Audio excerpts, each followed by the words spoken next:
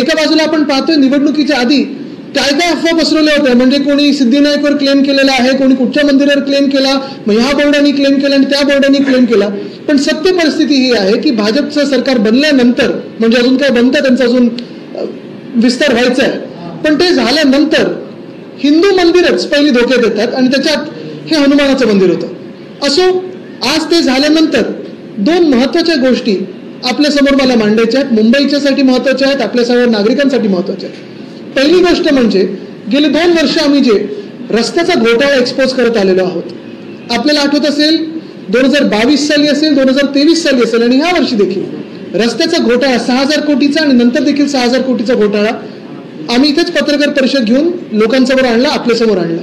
ते झाल्यानंतर मुंबई महानगरपालिकेला मान्य करायला लागलं की ॲडव्हान्स मोबिलिटी हे द्यायची गरज नाहीये आणि 6,000 कोटीवरनं 5,000 कोटीवर आणलं.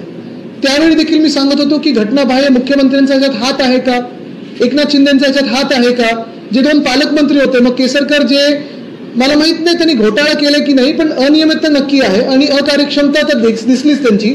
अजूनही लहान मुलांना, विद्यार्थ्यांना युनिफॉर्म दिले गेले नाहीत अनेक शाळांमध्ये.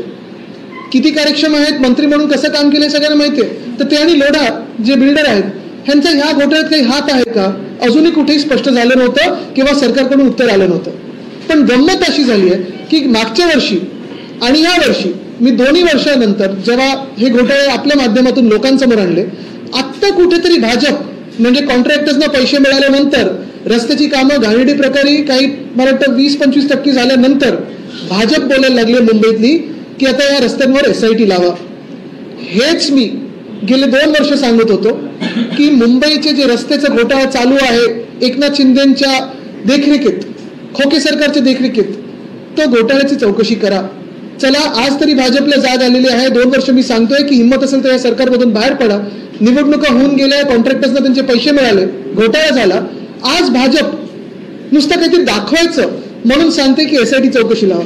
माझी मागणी ही राहील की SIT पेक्षा सरळ सरळ एक EOWची चौकशी लावा. पाहिजे तर आमच्या आमदारांचं एक पथक बनवा, पत्रकारांना त्याच्यात असू द्या, काही टेक्निशियनना त्याच्यात असू. रस्ते घोटाळा साधारणपणे आपण पाहतोय, मी त्यावेळी पण सांगत होतो की प्रधानमंत्री महोदयांना आणू नका, भूमिपूजनासाठी त्यांना आणू नका. प्रधानमंत्र्यांचा हा अपमान आहे की तुम्ही त्यांच्या हाती एक भ्रष्ट कामाचं भूमिपूजन करताय. दुर्दैव असं की त्यावेळी एकनाथ शिंदेच्या नादात असेल किंवा काही असेल, काय झालं, नादात असेल किंवा काही असेल, साधारणपणे ते भूमिपूजन घाईघाईत करून घेतलं आणि करून घेतल्यानंतर आपण पाहतोय मुंबईमध्ये ना 2022-23चे रस्ते झालेत ना 23-24चे रस्ते झालेत. हा घोटाळा तेव्हाही होता, आज देखील आहे आणि हा घोटाळा स्पष्टपणे कार्टेलायझेशन आणि घोटाळा कसं झालाय हे मी आपल्याच माध्यमातून लोकांसमोर आणलं. आज मुंबई भाजप जे नाटक करत आहे की SIT वगैरे लावा, मग तुम्ही जेव्हा मी 2 वर्ष बोलत होतो आणि हे सगळे दाखले लोकांना दिले, मी हे सगळे एव्हिडन्सेस मी लोकांसमोर आणले, तेव्हा तुम्ही का काही बोलला नाहीत, ह्याचं उत्तर देखील मुंबई भाजपने देणं गरजेचं आहे. दुसरी गोष्ट म्हणजे आज ही बातमी आलेली आहे, ही बातमी आजच्या पेपरमध्ये आलेली आहे. बातमी एवढीच आहे की BMC plans to levy user fee per flat for waste collection. मुंबईमध्ये 2017 पर्यंत साधारणपणे 10,000 मेट्रिक टनचा कचरा रोज गोळा केला जायचा आणि डम्पिंग ग्राउंडला जायचा. 2017 मध्ये आम्ही मोहीम काढली होती की प्रत्येक बल्क जनरेटर म्हणजे 100 kgहून जास्ती कोणी असेल त्यांनी कचऱ्याचं विलगीकरण करावं. ओला कचरा असेल, सुका कचरा असेल, ते वेगळं वेगळं करून कंपोस्टिंग वगैरे ह्या सगळ्या गोष्टी करून साधारणपणे मुंबईतला कचरा हा 10,000 मेट्रिक टनवरनं डेली कलेक्शन आपण 6,500 मेट्रिक टनवर आणलं. त्याचं पुढचं प्लॅनिंग सुरू केलं आपण. सॉलिड वेस्ट मॅनेजमेंट 2030 हे डॉक्युमेंट देखील रिलीज केलं आणि त्याच्यात आपण काही गल्ल्यांमध्ये स्ट्रीट लाईट्स कशा त्या कचऱ्यातून आपण ती वीज कशी निर्मिती करू शकतो, मटेरियल रिकव्हरी फॅसिलिटी कशा करू शकतो, प्रत्येक वॉर्डमध्ये हे सेंटर्स कसे असायला पाहिजे, हे सगळं कामही केलेलं आपण. पण आता आपण पाहतोय की भाजपचं सरकार आल्यानंतर, फडणवीस साहेबांचं सरकार आल्यानंतर एकदमच मुंबई महानगरपालिकेला जाग आली आणि त्यांनी सांगितलं की आता आम्ही 2 लाख कोटीच्या डेफिसिटमध्ये आहोत, कमिटेड लायबिलिटीमध्ये आहोत आणि आम्हाला प्रत्येक मुंबईकरावर युजर फी आता लावायला लागेल, प्रत्येक घरावर ह्या कचरा गोळा करण्यासाठी एक फी लावायला लागेल. आत्तापर्यंत जर झालं नाही ते आत्ता कशाला करता तुम्ही? जे मुंबईत आपण पाहतोय, जिथे जिथे अजूनही गेल्या 2 वर्षात अनेक वेळा आम्ही आमच्या वॉर्ड ऑफिसमध्ये असेल G साऊथच्या किंवा मग मुंबई महानगरपालिकेच्या आयुक्तांना पत्र लिहिलं असेल की मुंबईत अजूनही कचऱ्याचे ढिगारे गेल्या 2 वर्षात अनेक ठिकाणून उचलले जात नाहीत. ते जे ढिगारे आशेचे आशे पडलेले आहेत त्याच्यासाठी तुम्ही आम्हाला पैसे देणार का नागरिक म्हणून? प्रत्येक वेळा ढिगारा दिसला की तुम्ही मुंबईकरांना पैसे देणार आहे का? तर मग ही फी कशासाठी लावत आहात? आणि ह्याचा आम्ही विरोध करणार म्हणजे करणार, सगळे मुंबईकर रस्त्यावर उतरून करणार, हे आज तुम्हाला सांगतो. मुंबईचं आपण पाहताय अदानीच्या घशात घालण्याचा जो प्रयत्न आहे, काल परवाकडेच आम्ही आंदोलन देखील केलं की पॉवर मीटर्स असतील, स्मार्ट मीटर्स असतील, त्याच्या विरुद्ध आंदोलन केलं. पण मुंबईकरांवर आपण एका बाजूने पाहतोय जे काही रस्त्याचा घोटाळा झाला, भाजप आधी बोलायला तयार नव्हतं. आता फडणवीस साहेबांना खरोखर मोका, मुख्यमंत्री महोदयांना मोका आहे की जर त्यांना स्वच्छ सरकार त्यांचं चालवत असेल आणि सुरुवात ह्या स्वच्छ सरकारमधून करायची असेल तर एकनाथ शिंदे असतील, केसरकर असतील, लोढा असतील, ह्यांना मंत्रिमंडळातून बाजूला ठेवा चौकशी पूर्ण होईपर्यंत. आणि जोपर्यंत सिद्ध होत नाही की यांचा त्याच्यात हात नाही आणि कॉन्ट्रॅक्टरचा फायदा झाला नाही तोपर्यंत त्यांना मंत्रिमंडळातून बाहेर ठेवा. तर आणि तरच आम्ही मानू की वॉशिंग मशीनचं सरकार नाही.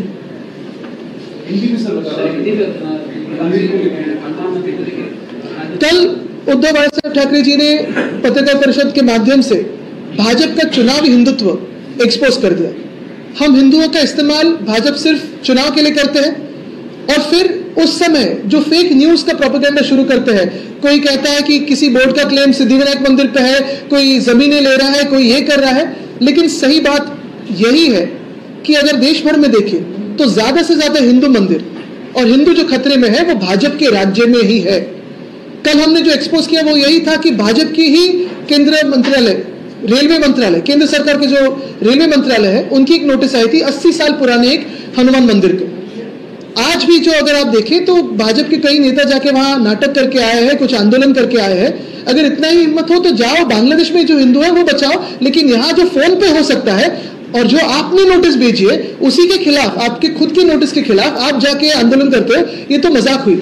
लेकिन ये जो नोटिस आज स्टे की आई है वो भी गलत है. ये स्टे नहीं, ये जो निर्णय है वो रद्द किया जाना चाहिए, ये हमारी मांग रहेगी. आज हम 5:30 बजे तो दर्शन के लिए जा रहे हैं हनुमान जी का, वहां जो मंदिर है उधर. और इसी के सुनते हुए केंद्र सरकार की जो रेलवे मंत्री है उन्होंने ये नोटिस जारी की है. वो नोटिस भी हैंड राइटिंग में है, टाइप करने को भी उनको समय नहीं मिला. ये जो भाजपा के चुनावी हिंदुत्व है वो हमने एक्सपोज किया. तो दो अहम बातें मैं आपके सामने लाना चाहता हूँ या आपके माध्यम से जनता के सामने लाना चाहता हूँ. ये है पहली बात तो मैंने सुना है कि भाजपा ने कोई SIT मांगी है रोड स्कैम पे. यही वो रोड स्कैम है, रोड स्कैम 1 और रोड स्कैम 2, जो मैंने 2022-23 में और 23-24 में एक्सपोज किया था. मैंने तब भी कहा था कि प्रधानमंत्री महोदय को ना लाए मुंबई में, क्योंकि वो उनका अपमान रहेगा कि उनके हाथों से एक भ्रष्ट स्कैम का आप अनावरण करने जा रहे हैं, भूमि पूजन करने जा रहे हैं. लेकिन आज वही भाजपा है जो एकनाथ शिंदे के साथ थी, उनके सरकार में थी. सारे कॉन्ट्रैक्टर्स को पैसा मिल चुका है, करप्शन होना था वो हो चुका है, रास्तों की हालत जो खराब होनी थी वो हो चुकी है, मुंबईकर के जो हाल होने थे वो हो चुके हैं, मुंबईकर का जो पैसा था वो जाना था कॉन्ट्रैक्टर्स के पॉकेट्स में वो जा चुका है, किकबैक्स मिलने थे वो मिल चुके हैं. और आज भाजपा नाटक कर रही है कि SIT लगाओ.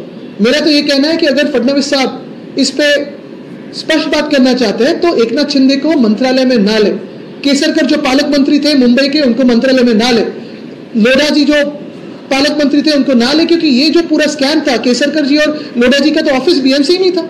और यही बात मैं कहना चाहता हूं कि ये स्कैम मैंने एविडेंस के साथ, जो कार्टेलाइजेशन हुआ है, स्कैम हुआ है, उसको एक्सपोज आप ही के माध्यम से किया था. फडणवीस साहब को आज मौका है कि उनकी सरकार भ्रष्ट सरकार नहीं है, स्वच्छ सरकार है दिखाने के लिए. और अगर ये करना चाहते हैं तो ये जो भ्रष्ट लोग हैं उनको दूर रखें और EOW के माध्यम से इन पे इंक्वायरी हो, फ्री एंड फेयर इंक्वायरी हो. हम सारे लोग, फिर आप पत्रकार के हिसाब से हो, विधायक हो, सारे लोग इसमें एक पैनल बनाया जाए, गठित किया जाए, उस पर कार्रवाई हो. दूसरी बात मुंबईकरों के लिए अहम है, ये जो न्यूज आई है आज कि BMC plans to levy per flat a user fee for waste collection. कई सालों से हमने इस मुंबई में जो सेवा की है, तब 10,000 मेट्रिक टन से लेके आज 6,000 मेट्रिक टन पर गार्बेज कलेक्शन लाया है. इसमें वेस्ट जनरेशन जब होता है उसके बाद सेग्रीगेशन होता है, वेट वेस्ट, ड्राई वेस्ट, ये सारी बातें इसमें आती है. और अभी तक ये फ्री था, ये ऑब्लिगेटरी ड्यूटी है BMC की. लेकिन जैसे ही भाजपा की सरकार बैठी है, अदानीकरण तो शुरू हुआ मुंबई का, लेकिन दूसरी बात कर लेना यानी टैक्स लेना. मुंबई को कैसे लूटा जाए, पहले तो कॉन्ट्रैक्टर्स के माध्यम से लूटा, रोड स्कैम के माध्यम से लूटा, और आज आप देखें तो यूजर फी के माध्यम से लूटना चाहती है. इसके अगर आप विपरीत कोई एग्जाम्पल लेना चाहते तो उद्धव साहब जब मुख्यमंत्री थे तब उन्होंने 500 स्क्वायर फुट के जो घर थे या 500 स्क्वायर फुट तक के जब घर थे उसको प्रॉपर्टी टैक्स उसका माफ किया था. यूजर फी नहीं था, एक भी छुपा कर नहीं लगाया था हमने। लेकिन टोल की बात हो, यूजर फी की बात हो, ये बीजेपी की ही राज्य में क्यों आती है, ये जवाब तो बीएमसी को देना पड़ेगा।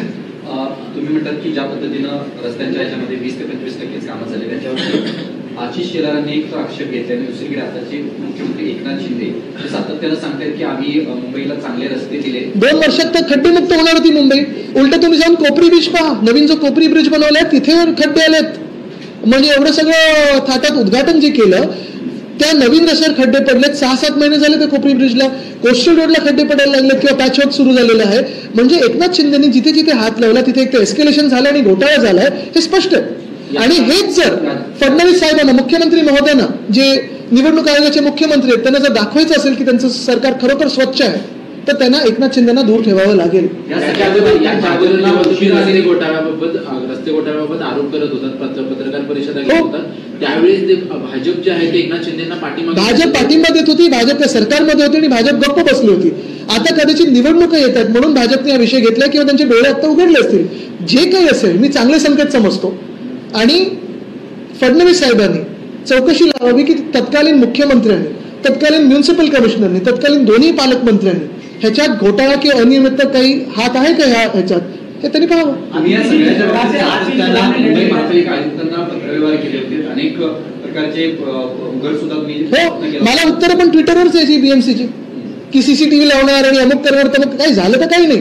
पण आता चला भाजपला जाग आली आहे, त्याच्यावर पुढचं पाऊल काय हे भाजपने दाखवलं पाहिजे। एकनाथ शिंदेवर तुम्ही चौकशी लावणार का? सर आता भाजपला जाग आली तुम्ही म्हणताय, मात्र आता एकनाथ शिंदे हे सरकारमध्ये एकनाथ शिंदे यांना कुठे ना कुठे कॉर्नर करण्याचा भाजप प्रयत्न करते बघा, त्यांचं राजकारण त्यांना माहिती असेल। मला एवढंच माहिती की माझ्या मुंबईकरांचा पैसा, ह्या महाराष्ट्राचा पैसा त्यांनी त्यांच्या आवडत्या कॉन्ट्रॅक्टरच्या खिशात टाकला, ते पैसे कुठे गेले, काय गेले, किकबॅक मिळाले नाही गेले हे मला माहिती नाही। पण जे मी तुम्हाला त्यावेळी दाखवलं होतं, 15 जानेवारी 2023ला मी पत्रकार परिषद घेतली होती आणि त्यावेळी तुम्हाला दाखवलं होतं की कसं 5च कॉन्ट्रॅक्टर्सना सेटिंग करून हे त्यांना सगळे कॉन्ट्रॅक्ट मिळालेले आहेत। 5 पॅकेज, 5 कॉन्ट्रॅक्टर, किती अबव, मग त्यांना किती ॲडव्हान्स मोबिलायझेशन टॅक्स मिळत होता, हे सगळं माहिती आहे आपल्याला। हनुमान मंदिरावरचा प्रश्न आहे, मध्यंतरी राज ठाकरेंनी प्रखर हिंदुत्वाची अशी भूमिका घेतली, मात्र या मंदिराच्या बाबतीत कुठच्याही प्रकारची त्यांच्याकडनं प्रतिक्रिया नाही आली किंवा त्याच्या पक्षाची भूमिका आलेली नाही, त्यांच्या हिंदुत्वाकडे कसं बघताय? चर्चा चल रही है संसद में, उसमें राहुल गांधी बोल रहे थे, उन्होंने कहा कि संविधान से पहले मनुस्मृति लागू करने की साजिश थी और वीर सावरकर ये साजिश रच रहे थे कि मनुस्मृति लागू। देखिए मैं एक सच बात कहूँ, कल आपने प्रियंका जी का भाषण सुना होगा और उन्होंने कहा कि नेहरू जी को कितने बार आप लाओगे। मैं उनकी बात से सहमत हूँ, प्रियंका जी की, और यही बात मैं कहना चाहता हूँ, ये मैंने बात बहुत बार पहले भी कही है कि कांग्रेस ने भी और भाजपा ने भी, ये दोनों राष्ट्रीय दल है, ये दलदल में ना जाए और इतिहास में ना जाए, भविष्य के बारे में बात करें।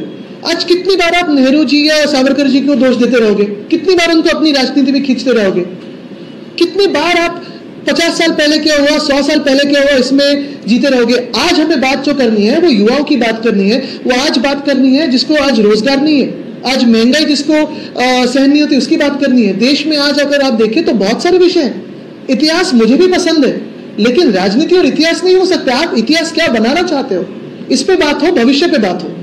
इलेक्शन को लेकर जिस प्रकार से कैबिनेट में पास किया गया, जिसके बाद 16 तारीख को लोकसभा में पेश किया जाएगा, क्या शिवसेना इस बिल को सपोर्ट करती है? पेश होने दीजिए, पहले तो इसमें क्या है ये सबको जानने दीजिए। एक डिस्ट्रैक्शन मुझे लगता है, क्योंकि बात तो अदानी पे चल रही थी और उससे नजर कैसे हटाए, आपको गुमराह कैसे करे, चैनल कहीं दूसरी जगह कैसे जाए, ये बात थी। लेकिन आज मैं वापस एक बार दोहराना चाहता हूं कि आज मेरे जो 2 विषय है यही है कि मुंबई के जो रास्तों का घोटाला है, मैंने 2 साल में बहुत बार ये आप ही के माध्यम से लोगों के सामने लाया है और आपने वो दिखाया भी है, वैसे जैसे मैंने बताया था, आपने सत्य भी बताया है।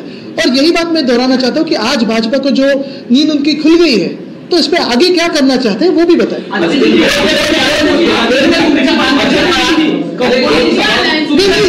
मी इथेच आहे, मी 2-3 असं येतो ना।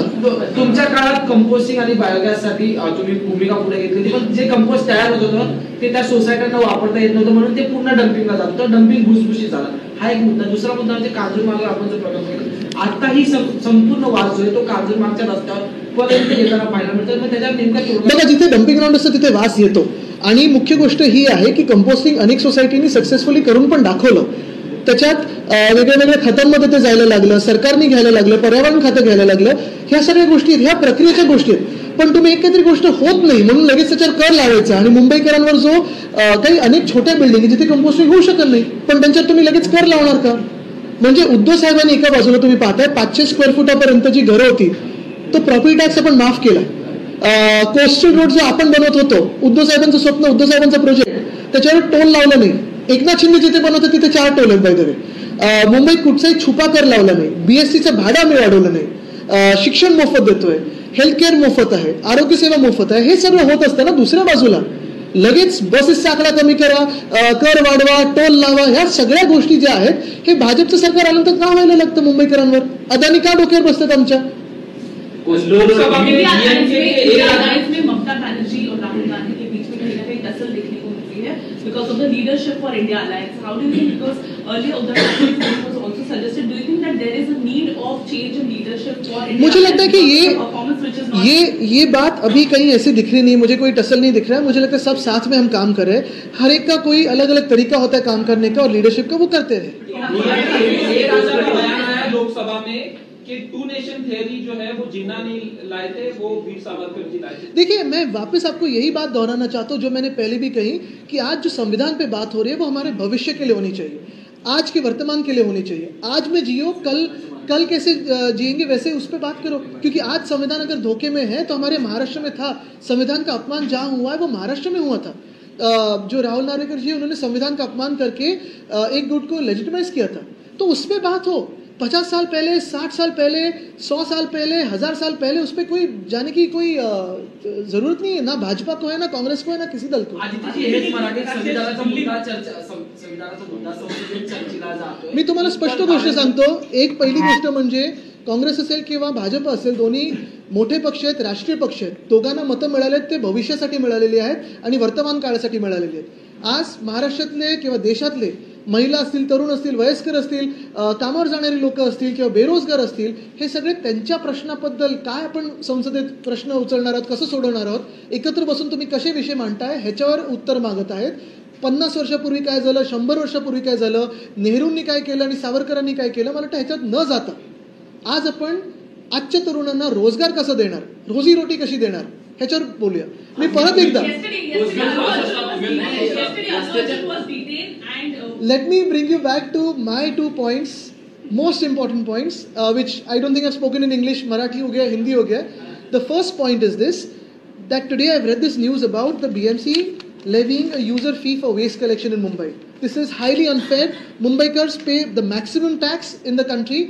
Why should we be paying a user fee for something that is the obligatory duty of the BMC? We have served Mumbai through the BMC. We have collected waste and take it to segregation grounds or dumping grounds. It has always been for free. Will the BMC start paying Mumbaikars for every garbage dump that Mumbaikars spot on the road? 2, the BJP has suddenly woken up to a reality which I have been exposing for the past 2 years about the road scam, which has happened in the tenure of Eknath Shinde's illegal chief ministership.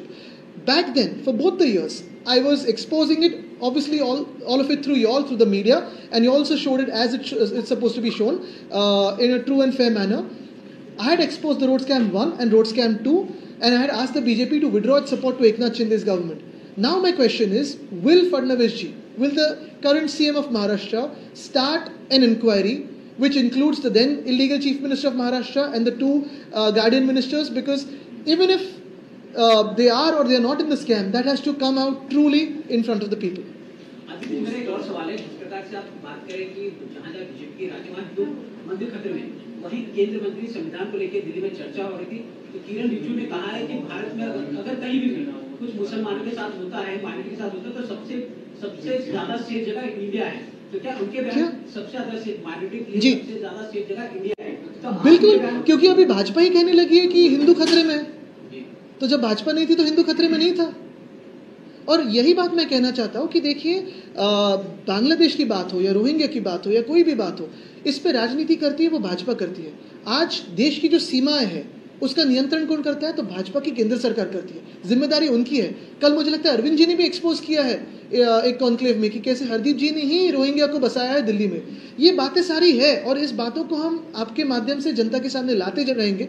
लेकिन आज फिलहाल यही दो महत्वपूर्ण मुद्दे हैं, एक तो user fee है और दूसरा ये रास्ता के घोटाला। धन्यवाद।